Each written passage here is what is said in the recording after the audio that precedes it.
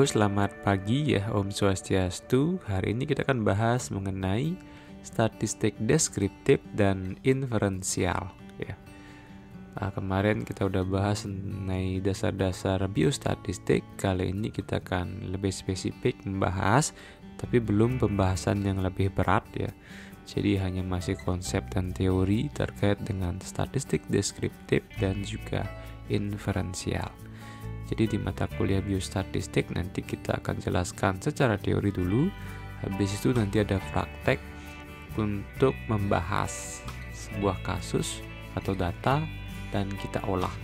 Karena memang dari target capaian mata kuliah dari biostatistik adalah mahasiswa itu mampu mengolah data baik berupa data mentah menjadi diolah dengan statistik deskriptif maupun data mentah diolah menjadi statistik menggunakan statistik inferensial ya. Makanya dasar mengenai teori pemahaman statistik deskriptif dan statistik inferensial itu penting. Dan dasar dari ini konsepnya ada di materi sebelumnya, jadi mahasiswa juga harus memahami apa itu variabel, kemudian apa itu skala data itu sendiri apa, dan bagaimana cara tahapan pengolahan data. Dan itu sudah dibahas di video sebelumnya, nanti kalian bisa cross check lagi video sebelumnya. Nah, setelah video sebelumnya dipahami, baru kita beranjak terkait dengan statistik deskriptif dan statistik inferensial yang sudah pernah disentuh pemahamannya di video sebelumnya.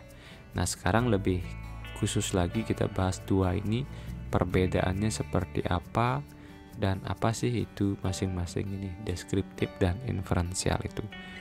Nah, untuk statistik deskriptif itu sendiri adalah statistik yang berfungsi untuk mendeskripsikan atau memberikan gambaran terhadap objek yang diteliti melalui data sampel, kemudian populasi sebagaimana adanya ya. Jadi tanpa melakukan analisis dan membuat kesimpulan yang berlaku. Tapi tetap prinsipnya adalah bahwa mengolah data mentah menjadi sebuah informasi. Nah, misalnya kita pengen mengetahui berapa sih atau mungkin bagaimana gambaran HB hemoglobin ibu hamil di desa Kubu Tambahan gitu misalnya. Ya, jadi dari data mentah pasti kita akan dapatkan angka-angka biasa saja, misalnya 8, 9, 11, 10, 12 itu belum tergambarkan. Nah, untuk menjadi sebuah informasi yang bisa disajikan, nah maka data mentah tersebut harus diolah. Ya, misalnya rata-rata dari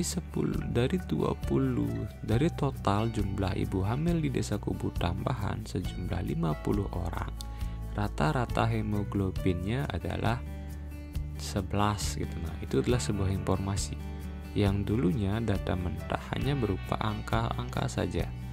Misalnya ibu A HB-nya 11, ibu B HB-nya 12, ibu C HB-nya 13, ibu E HB-nya 8. Jadi seperti itu teracak sampai 50.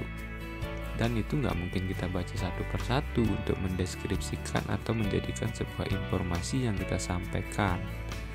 Jadi untuk mengemas menjadi informasi perlu statistik deskriptif. Jadi dicari rata-ratanya kemudian disajikan. Nah, nanti kita bicara mengenai penyajian data. Nah, itu statistik deskriptif ya, jadi menyampaikan, mendeskripsikan, menggambarkan objek yang diteliti melalui data sampel yang masih berupa data sampel yang mentah atau mungkin populasi sebagaimana adanya, jadi belum diolah-olah. Jadi khusus misalnya tentang HB ya HB saja yang digambarkan, tidak dianalisis mengapa HB-nya bisa segitu, tidak seperti itu dianalisisnya. Beda kalau statistik yang inferensial, di sana baru ada analisis membedakan.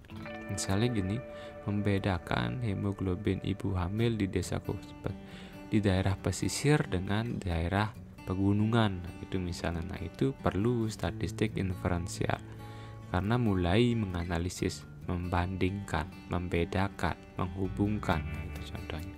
Nah, itu statistik deskriptif hanya menyampaikan sebagaimana adanya data. Jadi seperti itu. Kita lanjut. Statistik deskriptif lebih menekankan pada penyajian data dalam bentuk tabel, grafik, atau diagram. Nah, jadi penyajiannya itu hanya dalam bentuk tabel, grafik, dan diagram. Kemudian, menjelaskan kelompok data melalui nilai modus, median, mean, variasi data, melalui simpangan baku, dan rentang. Jadi, dalam sekelompok data ya pasti akan dinilai adalah nilai modus ya. Modus itu paling sering muncul ya. Jadi dari 100 mahasiswa nilai paling sering muncul nilai berapa? Apakah 70, 80, apa jangan-jangan 30 gitu ya. Kemudian median, jadi diurutkan dulu. Kalau median itu nilai tengah artinya. Jadi misalnya ada 100 mahasiswa, nah itu diurutkan angka terkecil sampai angka terbesar. Kemudian dicari titik tengahnya, berapa nilai titik tengahnya. Nah, itu median. Kalau mean itu disebut dengan rata-rata. Jadi 100 mahasiswa nilainya, IPK-nya gitu misalnya. Kita pengen tahu rata-rata IPK, maka seluruh data IPK mahasiswa yang jumlahnya 100 itu dijumlahkan. Kemudian dibagi sejumlah mahasiswa, dibagi 100. Nah, dapatlah nilai mean. Kemudian variasi data untuk mengetahui sebaran data ya. Apakah data, nah ini nanti ke depan ya pasti digunakan untuk mengetahui variasi data terhadap populasi ya, yang arahnya adalah distribusi normal. Jadi seperti itu.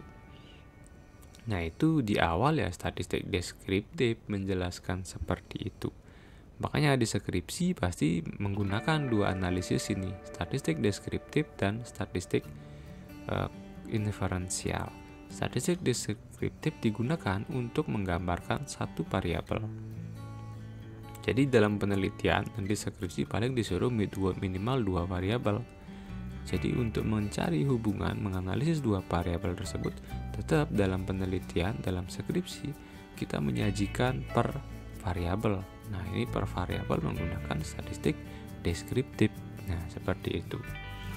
Ya, ingat ya, jadi tolong diingat clue-clue yang saya sampaikan dalam video karena akan menjadi soal dan sebagai bahan evaluasi setelah video ini saya jelaskan.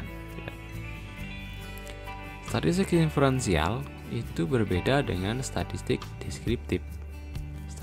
Statistik inferensial itu adalah statistik yang digunakan untuk menganalisis data sampel dan hasilnya akan digeneralisasikan ya, atau diinferensikan untuk populasi di mana sampel diambil.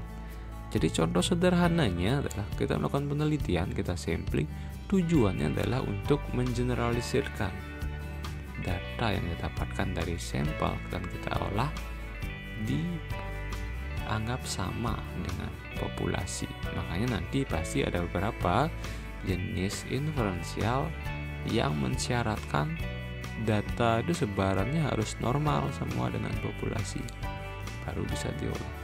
Kalau tidak ya tidak bisa diolah gitu ya.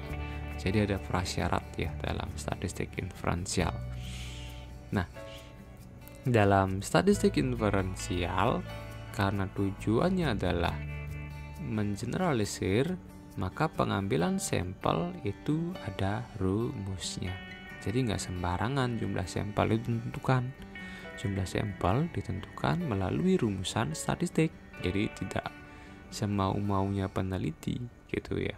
Jadi ada sampel, ada rumusnya untuk benar-benar bahwa sampel ini mewakili populasi, sehingga dari analisis yang hanya beberapa sampel bisa mewakili atau menggambarkan seluruh populasi. Nah, contoh sederhananya adalah ketika kita memberi korek batangan ya, jadi bukan korek gas. Nah, korek batangan, misalnya kita pengen menguji apakah dalam satu kotak korek batangan itu semuanya bisa nyala dengan baik. Nah, pertanyaannya adalah, untuk menguji isinya semuanya bagus, apakah kita harus habiskan semua satu kotak itu kita nyalakan satu persatu? Kan tidak ya. Kalau seperti itu cara samplingnya ya, yang rugi adalah pedagangnya ya, yang buat atau pabrik ininya, korek apinya ya. Makanya misalnya satu kotak isinya 200 batang gitu misalnya, paling diuji 3 atau 5 batang. Satu batang nyala, batang kedua nyala, batang ketiga nyala, batang keempat nyala, batang kelima tidak nyala. Sehingga disimpulkan bahwa ya sebagian besar nyala ini batang korek api dalam kotak ini. Sehingga saya bisa simpulkan bahwa di dalam satu kotak batang korek api ini sebagian besar menyala. Okelah, kita beli gitu ya. Nah, itu caranya adalah, itu sebuah riset juga, penelitian kecil ya, untuk menguji bagaimana kualitas sebuah korek api. Yang hanya diambil sampling aja, secara acak diambilnya. Nah, itu contohnya. Jadi itulah pentingnya menganalisis data menggunakan sampel yang digeneralisir, dan itu menggunakan namanya statistik inferensial. Kemudian terdapat 2 macam statistik inferensial, ada yang namanya statistik parametrik, ada namanya statistik non parametrik. Nah, apa sih perbedaan kedua dari statistik parametrik dan non parametrik? Nah, sebelum mengarah ini, coba kalian flashback lagi, apakah kalian sudah memahami perbedaan statistik inferensial dengan statistik deskriptif? Nah, jadi sudah jelas ya bahwa statistik inferensial arahnya untuk menganalisis dan mengeneralisir dari sampel ke populasi. Kalau statistik deskriptif hanya menyajikan saja data apa adanya berdasarkan dari sampel dan populasi. Nah, itu clue-nya. Oke, kita lanjut. Nah, statistik parametrik itu digunakan untuk menganalisis data interval atau rasio. Apa itu data interval dan rasio? Silakan flashback, kalian pelajari video sebelumnya ya. Kita sudah bahas mengenai interval dan rasio. Saya bilang bahwa menghafalkan atau memahami skala data itu sangat penting, karena ini akan sering diulas-ulas untuk pembelajaran selanjutnya. Dan ini menentukan, skala data menentukan jenis uji apa yang digunakan ya. Nah, ini contohnya statistik parametrik. Jadi dibagi 2 ya, inferensial itu ada yang parametrik dan ada non parametrik.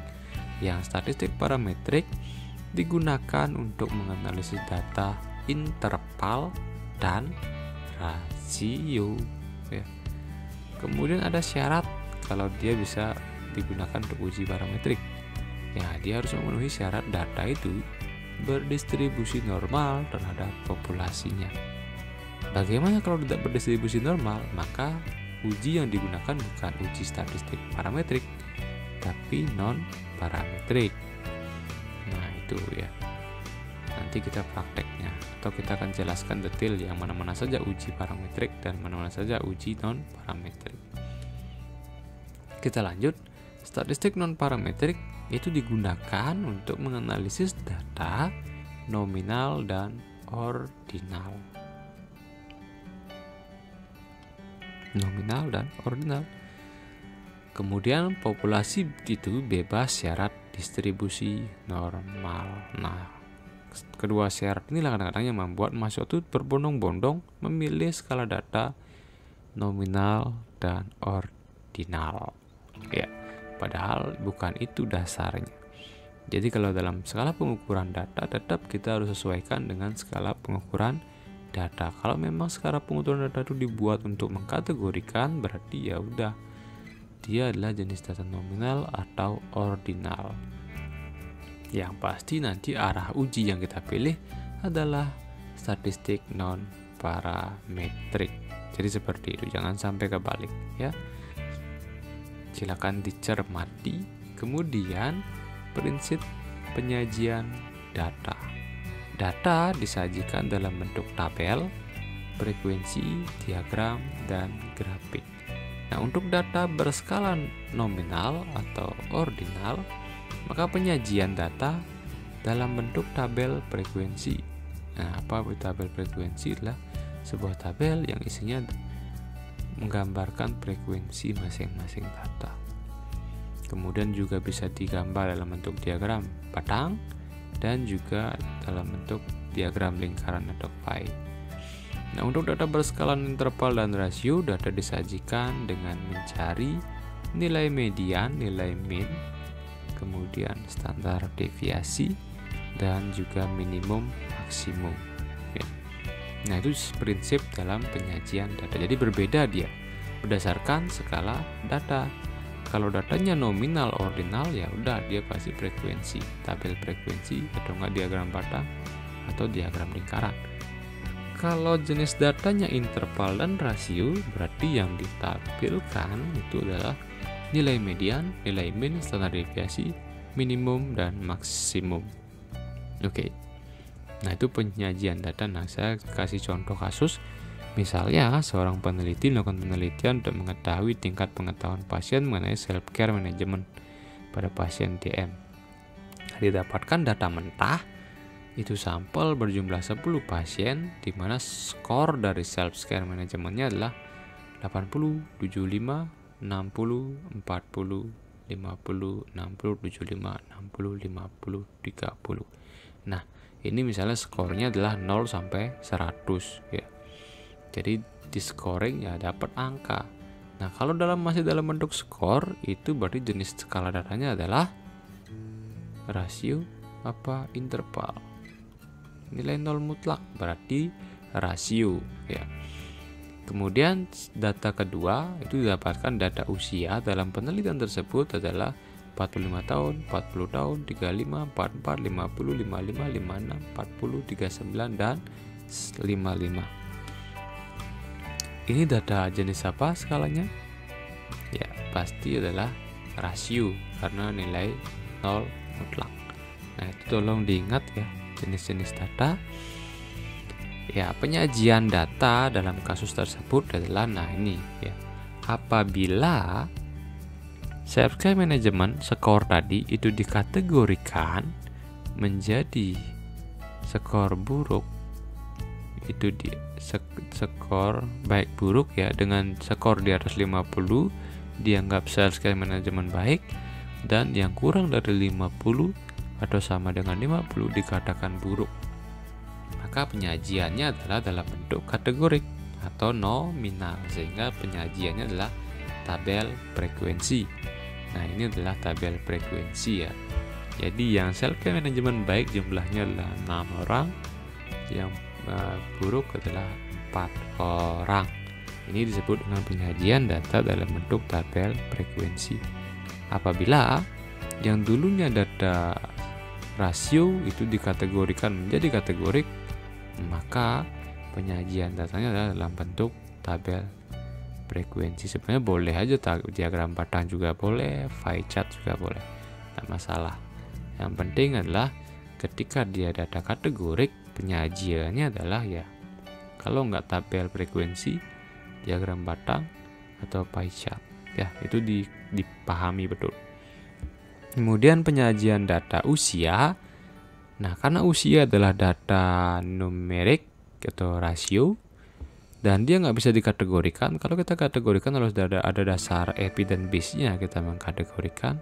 Karena usianya hampir semua lansia dan juga tidak semua lansia, dan juga ada usia produktif, maka kita nggak bisa mengkategorikan ya, sehingga disajikannya dalam bentuk adalah data jenis numerik.